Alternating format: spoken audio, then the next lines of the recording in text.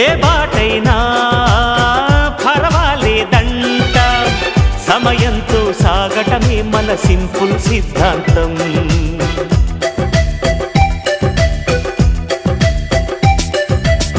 చిరుగాలికి పరిమళమిచ్చే సిరిమల్లెల వనమై ఉందాం, గగనాన్ని నేలను కలిపే హరివిల్లుల వంతెన అవుదాం. ఆనందం అంటే అర్థం మనమందా, ప్రతి పూట పాటై సాగే హుషారు సరిగమలో. ఎన్నో ఎన్నో రాగాలుండే సంగీతం కాదా, చల్లకి నవ్వుల కేరింత.